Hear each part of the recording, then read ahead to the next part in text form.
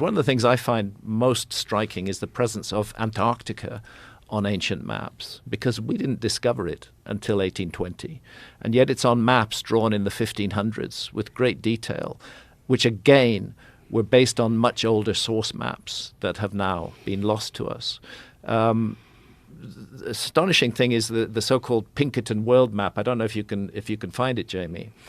Drawn, I think, in 1813 or 1818, based on the latest exploration data at that time. And where Antarctica is, yeah, that one. Keep going right. That one. That one you've got up at the top there. Yeah, just trying to find a bigger one. It just shows a hole where Antarctica is. Because it was an honest map. Nobody had found it by then. But if you go back to, for example, the Wolsey-Muller world map drawn in 1530 or thereabouts, you find Antarctica is present. If you can find Wolsey-Muller world map, it would be worth taking a look at. Orontius Phineus. Go for Orontius. Oronteus. Phineus. Finnaeus. The Orontius Phineus map. That map shows Antarctica exactly where it should be.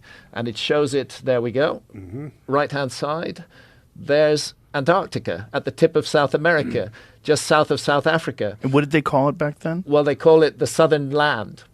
And it's larger than it is today, but it was larger than it is today during the Ice Age. Antarctica was a much bigger. Now, what the fuck is it doing on a map drawn in the 1500s, which we know was based on older source maps when nobody knew it existed in the 1500s? To me, the obvious answer is we are dealing with the fingerprints of a lost civilization that mapped the world and that left evidence of that mapping, which ancient map makers found and used and incorporated into their maps. These maps can be very confusing because they were trying to mix exploration data from their own period with data from the older maps. But when you look at these maps in depth, they're very, very intriguing. Oh, jeez. So I thought that this was going to be the coolest jump that I'd ever done. And what I will say is it's probably the coolest location, just what went into being involved in that, because we were there for a week. We did our first jump the day after we got there, and then we did the final jump the day that we left. But it's a camp. The company's called ALE, Antarctic Logistics and Exploration. It's one of the partners is Mike McDowell, and awesome Australian family. His son is out there. Tim's out there working with him, and it's a full-on camp. Like Alex Honnold had passed through shortly after we had left there. He was climbing Mount Vincent, which is the largest mountain in Antarctica. Crazy group of people. So fully set up, like library, indoor packing area for us to do our parachutes, bathrooms, showers, really nice tents. Will Smith was there earlier. Like people were passing. Yeah, if you're going to film, from my understanding, if you're going to do like a high-end film project, you basically work your way through that. It's fully established. There's a blue ice runway. We flew in on a 757. What's a blue ice runway? A runway made of like blue ice. The runway you land on is straight fucking ice. There is lights on the, it's crazy. And it's a chartered 757 through Icelandic Air. Yeah. Holy shit, you just land on ice? Straight up blue ice. It wasn't that like a deep dark blue. Yeah, that's the Russian. So if you look in front of that aircraft, that's what it is. What the fuck? So that's the Russian plane, which that actually landed while we were there. I got a killer GoPro shot. That's the camp, third row down, the little, yep, that's it right there. And that's basically what it looked like when we were there too. They had. Now, is that camp set up for scientists? Like, no. So there at the South Pole, there is a bunch of, from my understanding, like pure science going on there, funded by governments. This is straight up kind of tourism. I mean, you can go there and just hang out in camp. You can go see glaciers. Yeah, I mean, this is at one of the other. They have remote camps as well. They have like a crazy, like very high end camp. Like there's tents like that. Those are the tents we were staying in right there. That one that's hovering over there. Those are the kind of tents that we were staying in. Whoa! But it's on an ice field. There's no insects. There's no wildlife. The sun doesn't go down, and how much food do they have up there? As much as you could possibly want. They had a full like dining facility. The setup there is unbelievable. You can go in and get food anytime you want to. They're doing like they'll have a presentation every night. High end like National Geographic photographer. all sorts of crazy motherfuckers pass through there. Like, I'm just going to walk to the South Pole, and they'll come back in subsequent years and give talks on, where they went and how they avoided these crevasses, which I had no fear of until I went to Antarctica and got the brief on crevasses, which is just, you're dead. They'll never find you again. And the camp is, of course, surrounded by them. How deep are they? Hundreds of feet deep. Depending on the ones that you get into, it's just from the shifting and moving ice. And Sometimes people just fall into them? I don't think... Oh, yeah, this is a guy who fell into one skiing. This is making its rounds on the old internet. Oh, Jesus Christ. Oh, yeah. I mean, so you can't even see the body. He stops himself. This guy self-arrests. Oh, fuck. But who knows how much farther down that... How did he get back out? He might have self-rescued. Or he could have been... Self-rescued is a terrible fucking phrase. Yeah, but it's also actually pretty important to be know able how to. do. Yeah. At all times, whatever it is that you are actually doing in your life. Do those guys ski like that with an ice pick? I don't think they ski with an ice pick, but I think, and I don't do this type of skiing, but the bottoms of their poles are sharp as well. So depending on what they need to climb out of, they might have crampons in their backpack. I'm assuming that the person had like a full backcountry kit with them. God, no, what do you do? Do you leave the skis behind? Do you drop them and try to save your ass? Or do you try to come up with the skis? Because if you don't have the skis, you're kind of fucked. Well, if they're smart, they're going to have a GPS communicator of some kind. Yeah. Like in the modern era, if you go out into the backcountry of any kind and don't have the ability to communicate, you're a fucking idiot. Like the barriers to entry is a couple $100 and you can talk to people. Maybe only text, but you could hit a button and legitimately people will come get you. I would say it depends on the situation that you're in. I think priority should be self-rescue. If you can. Yep. He was able to get out using ice cleats and a piece of rope from his friends. So he was smartly not out there by himself, so they probably saw him go in. Jesus. He could have been done. Oh, 100%. Yeah. Yeah. Or if he hadn't self-arrested and had gone down hundreds of more feet. Broken his legs. Oh, yeah. Broken his neck, died like that. See? Instead, he lives another day. Hard pass. I'm reasonable, Joe. Gets right back on the skis. So there's none of that going on in Antarctica, but we got this brief on, hey, we're getting ready to jump, and just so you know, like, here's the landing area, and everywhere else is crevasses. I'm like, oh, okay, so we should probably land in the landing area. But it was crazy. They had aircraft. They had. And how do they know that a new crevasse isn't going to open up on the ice runway? On the blue ice runway when they land the aircraft, I'm assuming they do surveys. Oh, look, as they flattened it out. Yep. Oh. Yeah, like and that's legitimately They do it. this every time, it says. Yeah. Every 22 hours? Yeah. Oh, it involves 22 hours of grooming. Oh, so Every they're just plane constantly lands. doing it. Yeah. And they shut the camp down every year. So I just had a dinner with Mike and his son Tim in Salt Lake a few weeks ago. And then they're getting ready to head back out there, I think, in January. And they'll stay out for the season. That's probably the aircraft that we jumped out of Twin So Otter. why do they shut it down every year? The winter is just super gnarly, and it's the dark season. So instead of the sun never really going down, the sun never really goes up. So it's shitty to have people out there. Bruh. So that's White Desert. That's a different place, but that's I believe that's on the other side of Antarctica. But similar concept. The people that are there all the time, they must be weird. I think it's a special kind of person that wants to make that their occupation. Yeah. For sure. Yeah, you think? But the jump there was wild. I mean, bet. I was It looks wearing incredible. I had a duffel bag. I'm not joking you. The size of this fucking table, because I had never jumped in Antarctica. So I'm googling like, what's your normal temperature? I had done that wingsuit jump up in Davis, where it was very cold at exit, but 100 degrees on the ground because it was Northern California in the summertime. So I took this duffel bag, and I on our first jump, I put on just about everything in that bag, and I think I might have been the closest to a heat casualty that I've ever been in my fucking life. Really? Because we were in a Twin Otter, which is a normal skydiving plane, and they had the door open the whole time. They actually took the door off.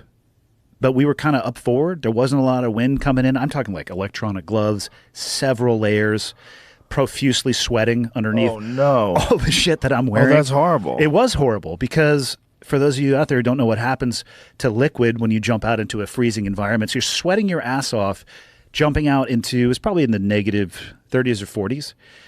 Free fall, parachute, open up, and you're just like ripping off clothing in Antarctica. It was hilarious. We all overdressed for the first one, and I think most people were wearing 1 or 2 layers for the second jump that we did. So when you got to the bottom, how cold is it?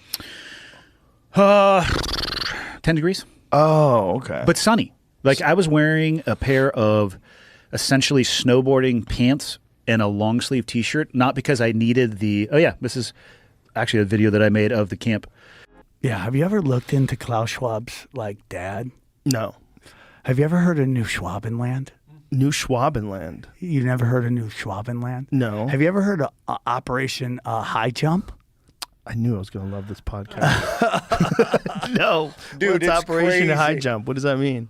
Okay, so at one point, some people are like, what's going on with Antarctica? Have you heard this? Where they sent Admiral Byrd up? What's going on in Antarctica? Yeah, so the U.S. government's like, something's going on with Antarctica. There's some activity up there. We want to find out what's going on. So they send this cat named Admiral Byrd up to investigate with a giant fleet, just a fleet to go bang, bro. You know? When was this? I think this was in the when was Eisenhower in? Was it the 50s? Yeah, it was 60s? like right around just either around World War II or right after it. And so they sent Admiral Byrd up to go find out. And according to his journal that they found much later, he basically met with UFOs, Nazi UFOs. What? Yes, Nazi UFOs. the Nazis. The Nazis had a flying saucer. Had made a deal basically working with What? You've never heard this? No. It's the greatest story ever, bro. It's the greatest so story. the Nazis made a deal with the aliens? Yes. Holy For shit. technology, and the deal was they were going to work together, okay? I know this sounds crazy. So basically, the aliens go down, and Klaus Schwab's dad go down and meet with Eisenhower. It's gonna be like we could either do it one way or the other way. We can do it nice or we can do it the wrong way, and that's where they say Eisenhower made a deal with these aliens that they could kidnap people and do experiments, but they couldn't just do it anywhere. They had specific places, which were our national forest. What? Yeah, dude. You've never heard of this. You're making this sound No. as if this is like a story that is commonplace. Well, for my people, it is. Jamie, count me out here. Have you heard this Honestly, story? brand new. You've never heard of this? You've never heard of Operation Highjump, bro? I feel like I've heard of that, but I haven't, not in this context. This sounds Let me see amazing. if I Please looked keep up that going. way. And So, this is where the missing 411 come from. The missing information? What missing information? No, the missing 411. What do you mean by that? Which is all these people have mysteriously disappeared in force.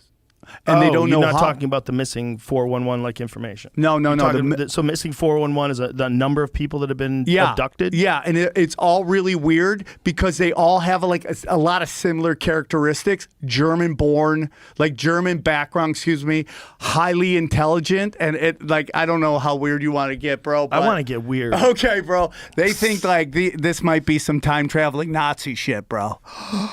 I know you're going to think I'm crazy, but it's true, dude. That's what they believe, and they made Who a is deal. These they folk? Who? When you say they believe, who are these they? The people? conspiracy people. Are they united on?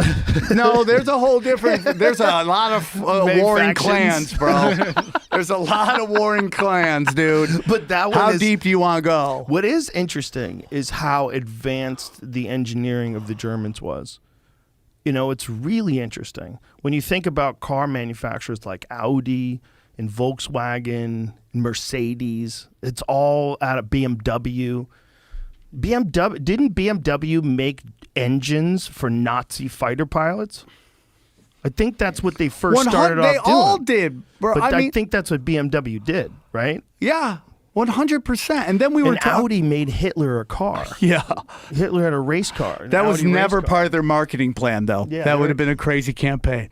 What does it say there? So 1939, BMW 801D piston. Piston operated. radial aircraft engine, and national origin is Germany. So World in War th- II planes. in that year, they made World War II planes. They made engines for World War II planes. That's wild, man.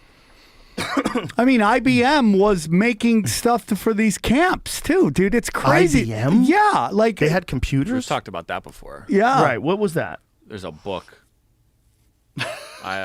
What did they do? They were it was the precursor to actual computers. It was like a filing system to keep track of stuff. Yeah, of who was where and what into these Oh, camps. that's right. I'm remembering this. And then oh yeah, man, it gets super And so weird. that, But the it place, wasn't called IBM, right? Was it called something else? I think it was IBM. book. Yeah, the book is called IBM and the Holocaust: A Strategic Alliance Between Nazi I Germany. mean, and you ain't America's fucking around with that Powerful title, huh? That title is rough. Yeah, dude. You're like, If you're IBM, straight you to gotta the be like, point. fuck, did we do that? Did we really do this? I don't remember The when. strategic alliance between Nazi Germany and America's most powerful corporation expanded. Interesting. So the area of Antarctica they went to was New Schwabenland. New Schwabenland. Do you think that's why he dresses with the space 100%, bro. Dun, Yeah. dun, dun, Yeah. dun, dun, dun. So they're all in contact with the aliens. I think, well, dude, I mean, it gets into. See, a lot of people think this is about power and money. What do you think it's about? It's spiritual war, dude. These people got all the money and all the power. They got more than they could ever want. I think they want complete control. But that gets into spirituality, not just complete control, but lowering your vibration and jacking your loosh. Your But spirit energy. You think they're doing that consciously, or do you think they're doing it like they're chasing the economics, and along the way it actually becomes a spiritual battle because everything is a spiritual battle? I think it's done purposely. I think they're evil. I think they're at low. There's low frequency stuff going on, and they've made deals with people and things, and that's why I think's going on. That was very ambiguous, but I understand where you're going with it. Okay. I mean, if you want me, I just don't want to get too weird too fast, bro. But I'm like, We just opened up. We're good. I 100% believe this is spiritual war, and that these people are working with dark entities, and that's what this is all about. Let's imagine this. If there was like an alien race that came here from another planet and gave just a random group of people technology. Yeah. Gave them an understanding of things and how to do things. How much of a record do you think they would keep of that? Wouldn't that be something that people would want to talk about? Yeah, but that's the beauty of the internet, that we're now able to do that. We could never do that before. So you think that's what this story is about? That the story is about they went there and they met with aliens and the aliens gave them information? I mean, Hitler was really into the occult. Yeah, I know, like he would was. send people all over the place. He had a lot of bad ideas. Yeah, he had a lot of bad ideas. But see, the occult has a negative connotation to it. Not everything involved with the occult is negative. What the occult really means is secret. Secret. So there's not as much That's around. what the word means? Yeah, it's basically it means like it's hidden. I always associate it with people that believe in silly shit. When someone starts talking about the occult, I'm always like, how do you feel about ghosts? You know, how do you feel about, like, when people start talking about like dark magic, I'm like, for real? You sure? I believe in that there's some energy manipulation, but I don't disbelieve. Yeah, I don't disbelieve. Listen, I don't know what's going on. I just kind of read stuff, and I'm like, how does this fit into the puzzle, right? How does this fit into the jigsaw of life? And you start looking around, and you just start going, okay, man, this is interesting. That is interesting. This starts to make sense. What was weird about Antarctica? There's nothing there. So if you want to go see the emperor penguins or all of the wildlife that is available, you can't go to the interior of Antarctica, which is where we were. We were at a 43,000 miles an hour. Yeah. Boom! Into 2 mile thick ice. 2 mile thick ice. Let me ask you a question. Have you heard of the Carolina Bays? No. Okay, so this is a great one because this ties into that. And this is like one of those things that nobody knows about, but it's a feature that's everywhere. And so up and down, if you search for Carolina Bays, Jamie, all up and down the East Coast, it's not just the Carolina, there are literally millions of these geological features. They're literally bays. They're elliptical bays. The whole landscape's littered with them. We started to notice them with the advent of aerial photography, and then when we started doing LiDAR flyovers, we start to see them under everything. Millions of them.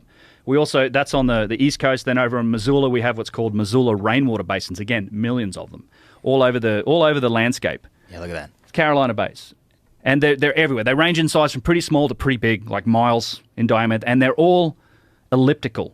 They're all like a conic section. Now, what do they Look think? at that LiDAR one, is really good. What do they think these are? So there's been some debate, and one of the mainstream opinions is that they're wind and sand, aeolian lacustrine solution created. there's none of the experiments along the lines of wind can back this up. The interesting thing about these is that they're all oriented in a specific direction. And what turns out is that there was a study done because a guy went and mapped out thousands of them and lined them up. And it wasn't until he took into account the Coriolis effect, so the spin of the Earth, that all of a sudden all these lines, the orientation of these bays all lined up at around Saginaw Bay, so which would have been buried in ice. So here's the theory that comes out about the Carolina Bays, is that there was a massive impact into the ice. And it basically threw up splash damage of ice boulders the size of baseball stadiums on suborbital trajectories that then created this saturation bombardment and liquefaction of the entire East Coast and over there in Missoula of the entire land. Like it's And that image, nuts. Jamie, in that lower left hand. Oh, I have a laser pointer. Yeah. Jimmy gave me a laser pointer. I brought one. How's this bad? The boy gift work? that will keep on giving. What do I have to do to get? Just press that button. Oh yeah, rip off that little plastic thing. Just rip out. It's like a safety. Oh no, not just that. rip out Not- the battery, the little cover. Here, you can use this one. It's ready to go. Okay, show me how to. I gotcha. take that. Okay, so this one right here. Whoa, Jesus. I know, crazy, It right? reflected back and Yeah. the shit out of They it. get you? This is the real deal. So is that what they look like in real life? They're more they're more elliptical than that in general. So if you look at the LiDAR imagery, but a lot of them, yeah, and so they're overlapping as well. So Can't see. Bro, I'm gonna be shooting this thing at airplanes later. I got one that Best $18 I've ever spent on Amazon ever. I got one that'll pop balloons. It's Really? so much. Oh, dude, I bought It'll a pop few a years back. balloon? Oh yeah. It fuck? comes with a little case with safety goggles. You got to put them on. I learned That's a so much $200 from this show. I learned so much. I'll bring So it. these are, what is that in real life? Is that So does they've- it actually look like that? It depends. Some of them are just farmland. Some of them are still lakes. They have bodies of water in them. They And that- mostly show up with LiDAR. Oh, look at this, Jamie. There are a few Look at spots this. that Jamie's you going to Google Earth. Yeah, you can see them on Google Earth. There's Oh, that's there right there. that's more of a natural lake, but they're literally everywhere and they overlap. The whole landscape's made up of them. Didn't they find most of them through LiDAR, though? Yeah, so a lot of them LiDAR. under the So sediment. They started to see them with aerial photography, and then LiDAR, they just turned up everywhere. Under farmland, I wish I didn't send you the photos of the bays with LiDAR.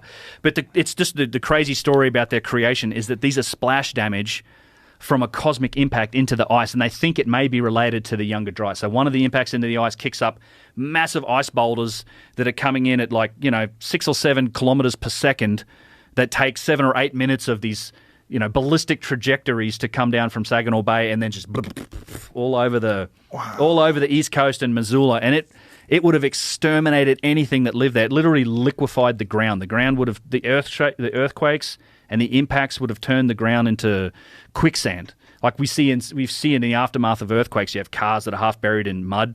Like it literally liquefies the earth. And it was just a saturation bombardment on the East Coast. And it's people now just, we play golf on them and it's all this stuff. But it's a catastrophic landscape, the entire East Coast. Which and is what likely you would off the coast as well. So here, this image is what? Yeah. This is from These- South Carolina's government page talking about it. Carolina Bays. You see they're elliptical. They all orient in a certain direction. And so the conventional explanation is wind? Wind and basically water. Yeah, but it doesn't. There's none of the experiments make sense. There's a guy on YouTube, Antonio Zamora's. He's also written a paper on it and a couple of books. But he shows that there's always been a bit of debate about them. But the by far the best I think explanation for them is the ice boulder hypothesis. It's crazy to think about it. Like, impact happens over here. 8, 9, 10 minutes later, you just have this rain of just destruction coming from the sky that obliterates the entire coast of the United States. That's what you'd expect if there's something that hit at a high speed and of course there'd be fallout. Things would get sprayed about. It would make sense to find that if the Younger Dryas climate impact hypothesis is true, there would be something like that. They've done experiments. Yeah, so they've you shoot like a bullet into ice at an angle and it shows like the shattering of ice and the orientation. So we can step backwards from the bays and look at, okay, what's the energy required for the impact and at what angle was the impact coming in? And it's something like it would have been probably a mile-wide impactor up at Saginaw Bay that might have ejected that much ice to do that. we're so vulnerable. Yeah, Cosmic we're in trouble. shooting We are gallery. so vulnerable, and we like to think that this is all permanent.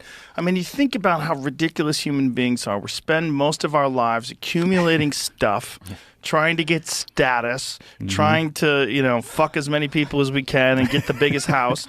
And meanwhile, there's rocks headed our way that are going 45,000 miles an hour that could exterminate 90% of the population instantaneously and completely erase every little bit of information we've ever accumulated, all the knowledge, all of our history, all of our understanding of physics, mathematics, the astronomy, everything gone. See ya. Goodbye. Welcome to being a fucking ape man again. Yep. Welcome to eating whatever the fuck you can get in your mouth and dying when you're 12. And having people try to steal all that from you. Yeah. Nice. What's hilarious, folks, I have to tell you this. I did a podcast earlier today, and he said, wow, it's your second for the day? He goes, impressive endurance. Do you know how fucking ridiculous that is for you to say? This is a guy who walked across Antarctica. How many days did it take you? 54 days. By yourself. By myself. Trekking yes, indeed. across the fucking frozen tundra. That was an endurance feat of its own. Yeah, just back. No, that's a real endurance feat. I'm just sitting down talking to people.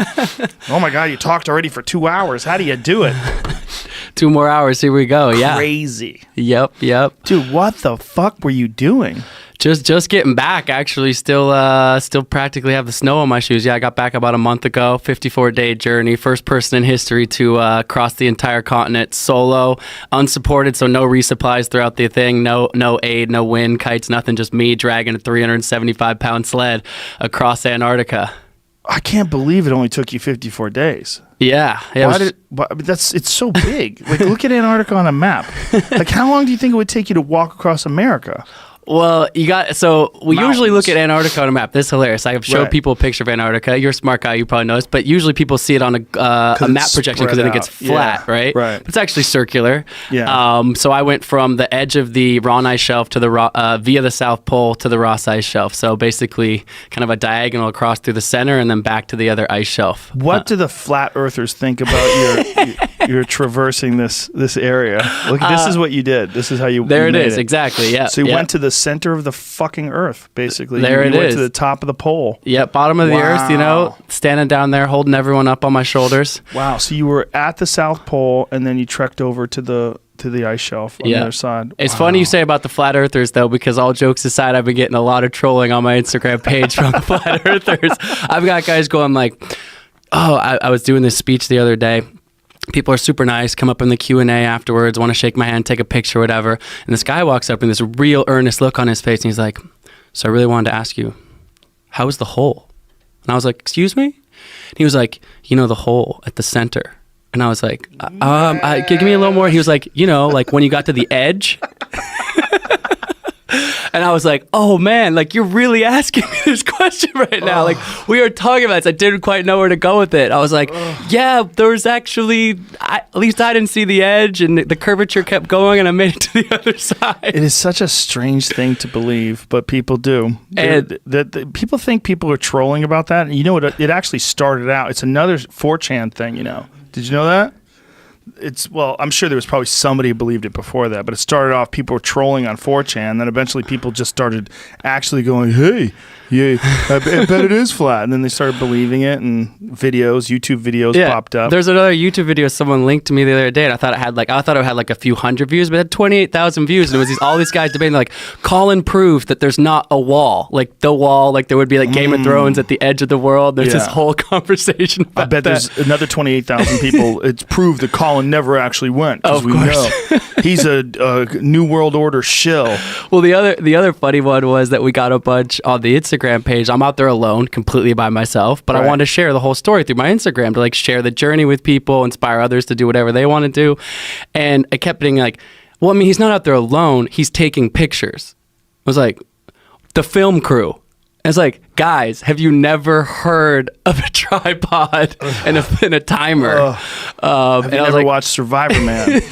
Exactly. So some funny comments along those lines. So your sled was 300 and how many pounds? 375 pounds to start. So basically, food and fuel was the main weight. So I called my project the Impossible First. That's sort of what I named the project because several people had tried. That's it right there? Yeah, oh my there God. it is. So not only are you walking, you're dragging this big ass heavy sled. Yeah. Fuck, dude. People have tried this, going back 100 years to Ernest Shackleton saying if it was possible. And then the last few years, some really experienced polar explorers have given it a shot. And one guy actually died less than 100 miles from the finish line because of, lack of nutrition and some challenges with the weather and things like that.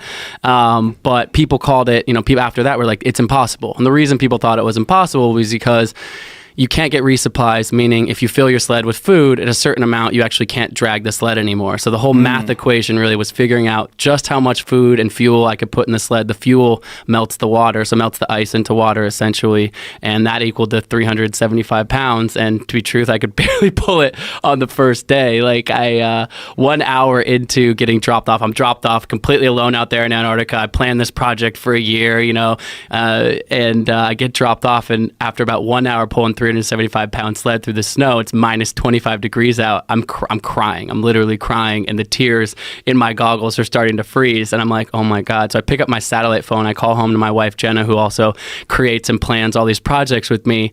And I'm like, babe, I think we named the project the right thing, the Impossible First. Yep, it looks like it might be impossible to keep going. So I'm 1 hour into a 1,000-mile journey pulling a sled, told everyone I'm going to do this, and I'm already having those doubts pull up. But, fortunately, I was able to get a little bit further that day, and 54 days later, made it to the end. But how far did you get in the first day? Well, it's funny because we just show the map. I actually, it starts on an ice shelf, which is basically the frozen sea ice, and there's an edge of that that's where the continent starts. And so I have a waypoint on my GPS that marks that. So the plane that drops me off actually dropped me off on the ice shelf before the continent starts, and my first waypoint was kind of like the actual start. And so 1 hour in, I haven't even hit the real start. So when I call her on the phone, she's like, because she knows the route, and she's like, well, how far are you from the first waypoint, which is where the actual start is? And I'm like, it's 0.63 more miles. She's like, it's half a mile. You have 1,000 more to go. Like, get to the first waypoint, Oh, jeez. And I was like, okay. So I, rallied myself, got to the first waypoint, and then finally got in my tent that night and just kind of took a deep breath. I think I was just overwhelmed by the magnitude of it. I mean, imagine being a speck in the middle of Antarctica alone, these crazy temperatures, all the excitement but fears of the journey ahead, and 375 pounds on my back. When the sleds, when the snow's deep too, and loose snow makes 375 pounds even heavier than if it's like light, icy or consolidated. So yeah, it was a rough start to say the least. Did you do any sort of test run pulling the sled anywhere else? Yeah, so the training element of it was pretty cool. So I actually set a few other world records previous to this in the mountains and things. We could talk about it if you want. But the last year, as I really committed to this project, I decided to start training specifically for this. I needed to put on about 20 pounds of muscle. I'm usually 6 foot, 165, pretty lean. I had raced triathlon professionally for a number of years and realized I needed to be a bit bigger because I was going to lose so much weight. And I found an amazing coach in Portland, Oregon, where I live, this guy named Mike McCassell. I don't know if you've ever heard of him, but I know you've had David Goggins on your show, yeah. I take it. So Mike actually surpassed David's pull-up record. Mike did 5,804 pull-ups in 20 hours. I think Goggins did about 4,000, which are both insane to me because I can do like another 1,000. And Mike was wearing a 30-pound weight vest too. No! Yes, just to add insult to injury. Mike McCassell, absolute legend. So anyways, wait a minute. He did 5,000 fucking chin-ups with a weight vest on. Dude, I barely can do 10. I'm right there with you, man. Like pull-ups are not. I've got some other physical strengths, but the pull-up department is not my strong suit. That is fucking insane. Get this too, just because I gotta big up my man for a second. That's his 4th world record. He also pulled a F-250 truck 20 miles across Death Valley in a harness. So I'm trying to look for the best guy to teach me how to pull heavy shit. Oh my God, you got the guy. I found the guy. I was like, damn, this is the I just guy. love that there's people like that out there that just make you feel like such a pussy. Oh my God. The greatest thing about Mike, big, strong, jacked dude, but like super soft spoken. He's like, yeah, I did those pull-ups. It was cool. So anyways, he basically fucked with that record so hard. He could die and come back to life and live a whole nother life, and no one's ever going to do it. Yeah. So anyways, my training, he was the guy. I went to him, trained out of this gym in Portland, where he trains out of, and he got me bigger, he got me stronger, but he also did all sorts of badass, crazy stuff. I mean, this is a physical challenge, but it's more of a mental challenge than anything. So he had me, my hands in ice buckets doing planks to get my heart rate jacked up, and then he'd be like, get out of the water. Then I pull my hands out of the ice buckets, I'd be a seated squat against the wall, but then he would hand me Legos. And so my hands are frozen, my feet are in ice buckets now in a plank, my heart rate's, 190, and he's like, put this Lego set together. So the dexterity of my fingers, the mental acuity to pull this all together. There he is. Look at this guy. What a fucking savage this guy is. Yeah. He did that for veteran suicides? Yeah, exactly. Wow. So he's got really, really important missions behind all of his projects. He calls them 12 labors, and over his life, he's trying to set 12 world records in various things. Jesus Christ. There's people that are they're just designed different. Yeah. So he's the man, but this crazy training he came up with for me that was like the ice, the water, the mental acuity, all of this was he was like, yo, you're going to be in Antarctica.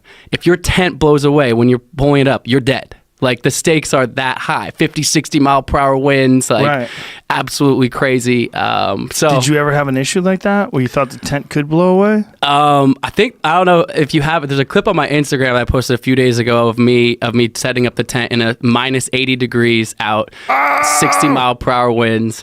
It's pretty gnarly, but yeah, I mean, there was one time when the tent almost did blow away from me. Yeah, there's this one. There's one other one. This is me getting in the tent looking like an absolute disaster when I get out with audio, but that's me. That's me.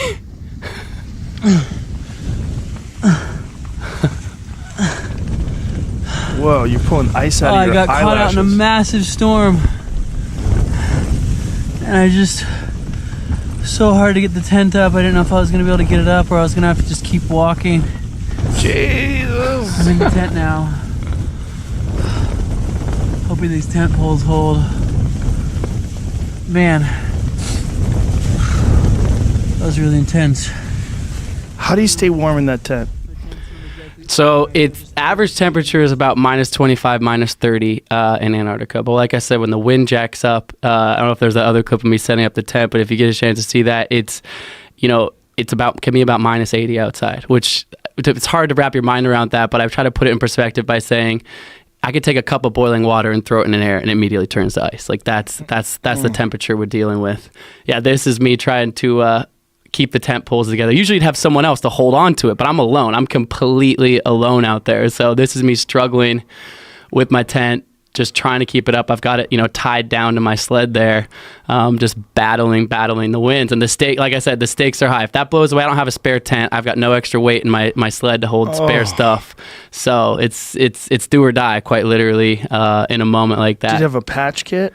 I had a couple things repaired, a sewing kit, a patch kit, stuff like that. But if the tent itself or the tent poles, ripped apart, pretty much. Fuck, dude. Done. And also, you have to set up your tripod and film this, and then press stop and go back inside. And how are you keeping these batteries juiced up? This is the film crew, man, that was following me around.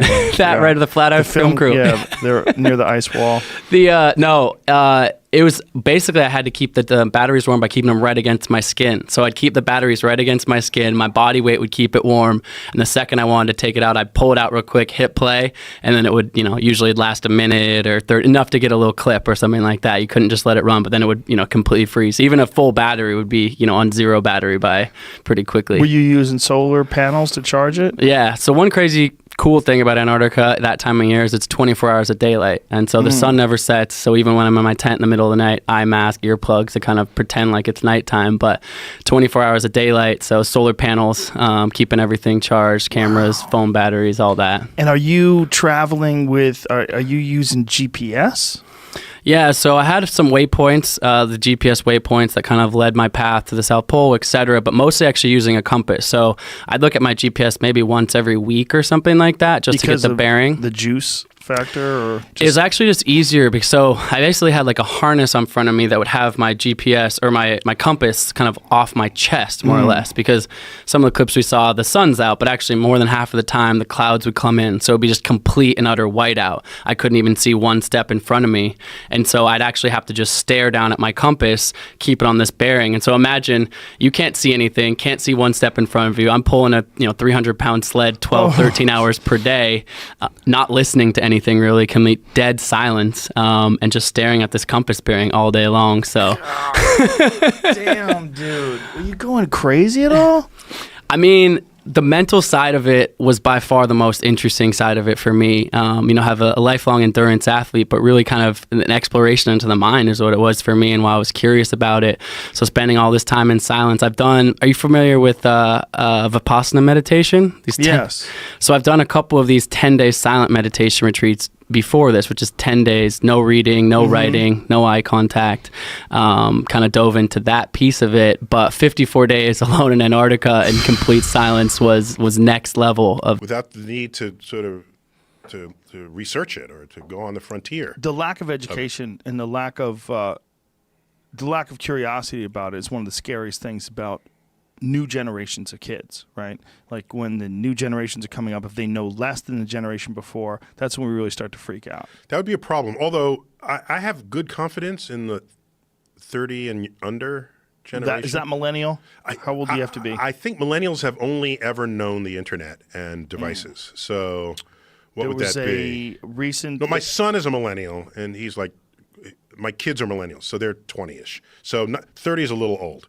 So 25 and under, I think, are the millennials. Yeah, but 30, when they were 10, the internet was around. I know, but they need a different marketing term, so you can market to them differently. Yeah. So to me, I would put them in the same bin, just as you were thinking there. But they have a different relationship to science and technology. Of course. They don't fear the science or the technology. They embrace it because it has shaped the civilization that has enabled their social life.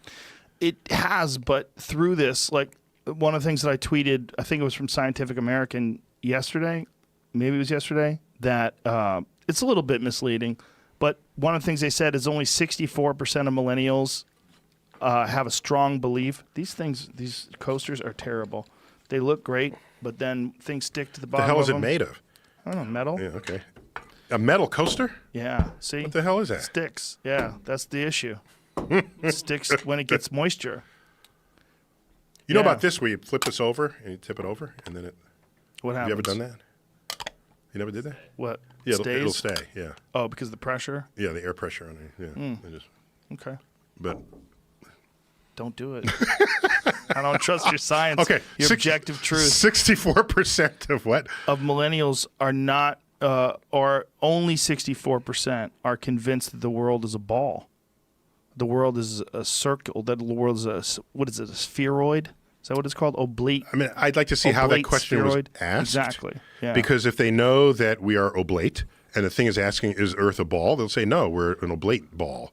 And we're slightly wider below the equator than at the equator, so we're a pear-shaped oblate spheroid. But it's not a pear that you would find normally. If you found that pear, you'd be like, this fucking pear that's shaped like a ball. So these differences in measurements are so small that if you found it on the ground, you would say this is a perfect sphere. Right. Let me tell you how good a sphere it is. Right. All right. You ever see the schoolroom globes, the geographic globes, and you rub your finger over Nepal and you get the Himalayas. Yeah, and you get the Rockies, and you say, oh, that is a gross exaggeration of reality.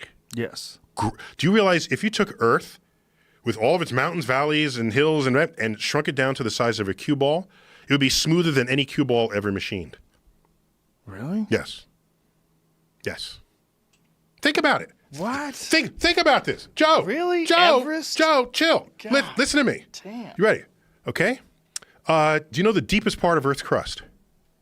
No. The Marianas Trench off the coast of the Philippines in the Pacific Ocean. That's the deepest part. Deepest part. It goes 6 miles down.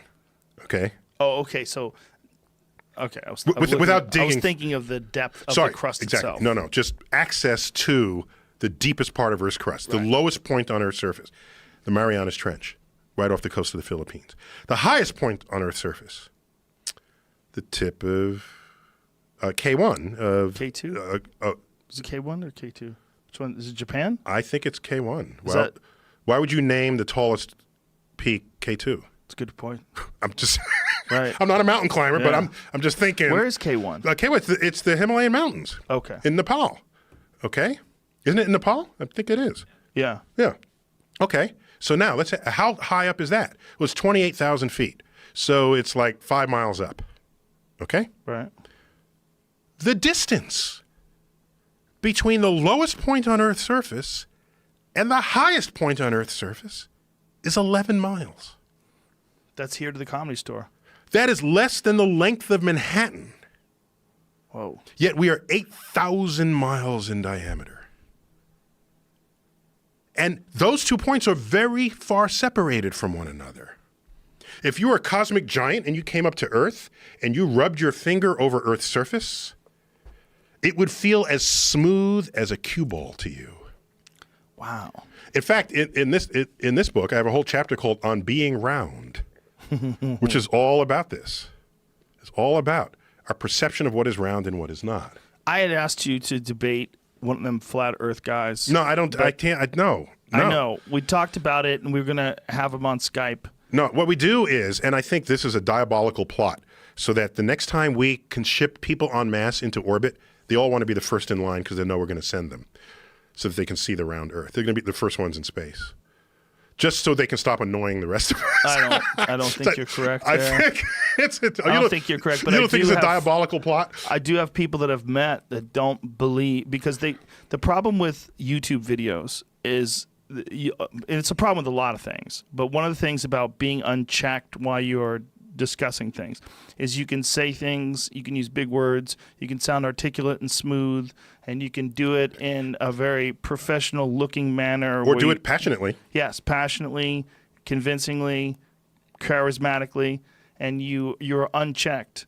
But if you did that in front of an expert and you showed him that, along the way they go, stop, that's not true. Stop, that's not how it works. Right. Let me show you why this is incorrect. Let me show you how you could prove that this is incorrect. Let me show you objective truths But this is not happening. that render your argument invalid. Right. So people who don't have any education, and then they watch one of these YouTube clips, they start actually believing that this stuff makes sense because it's unchecked. And I would say it's not about whether they've had education. It's about whether the education they had teaches them skepticism of information and teaches them how to inquire.